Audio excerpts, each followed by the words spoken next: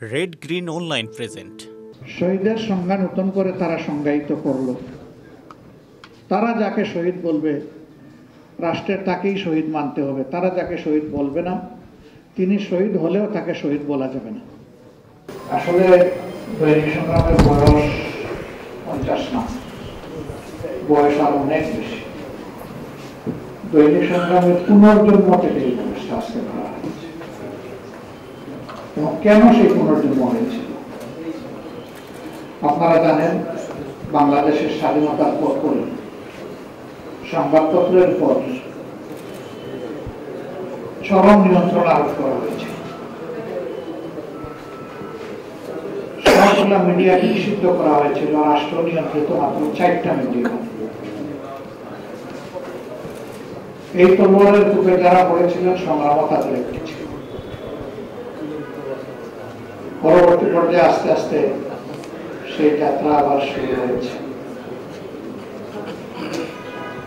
এই সংগ্রামের সূচনা পর্বে মালিক হিসেবে যার নাম ছিল, আমি আজকে গভীর শ্রদ্ধার সাথে তাকে স্মরণ করছি।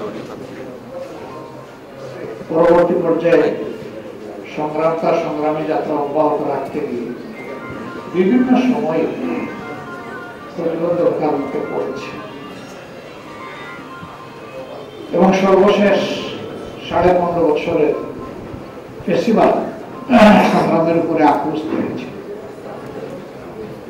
তাদের ছোটা ছিল সংগ্রাম, তাদের একটা যাদেরকে অন্যায়ভাবে বিচারের নামে অবিচার করে দুনিয়া থেকে বিদায় করে দিয়েছিল, এই ধরনের একজন জাতীয় নেতাকে শহীদ বলেছিল। সংগ্রাম শহীদ বলতে গেল কেন?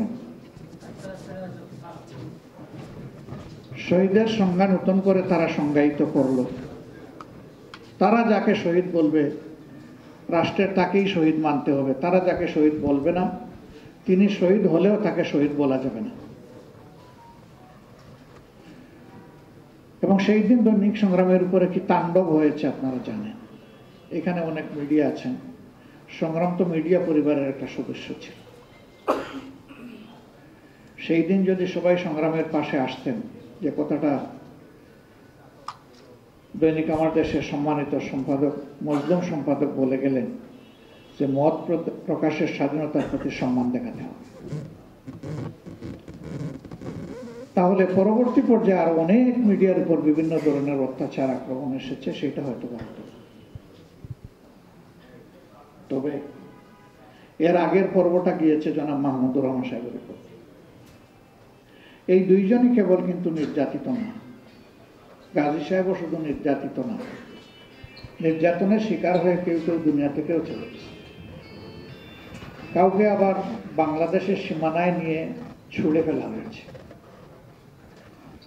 এরকম সংবাদ জগতের উপর দিয়েও জাতির উপর যেমন তাণ্ডব তারা চালিয়েছিল, এই সংবাদ জগতের উপর দিয়েও তাণ্ডব চালিয়েছিল।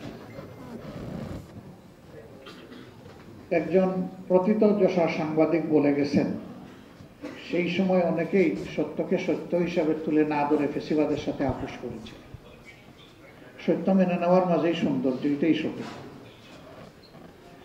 যদি জাতির দর্পণ হিসাবে সংবাদপত্র এবং বিভাগ হিসাবে সাংবাদিকরা ভূমিকা পালন করতেন, ফেসিবাদী শাসন এইভাবে জাতির উপর জেঁকে বসতে পারত না। রাষ্ট্রের 3টি পিলার গঠনতান্ত্রিকভাবেই স্বীকৃত, আর দুনিয়ার সিভিল কনভেনশন অনুযায়ী 4র্থ পিলার হিসাবেই সংবাদ মাধ্যমকে বলা হয়ে থাকে। তো একটা ঘরের 4টা পিলারের মধ্যে একটা যদি বিধ্বস্ত থাকে, ঘর তো টিকবে না। এই একটার কারণেই ভেঙে পড়ে যাবে।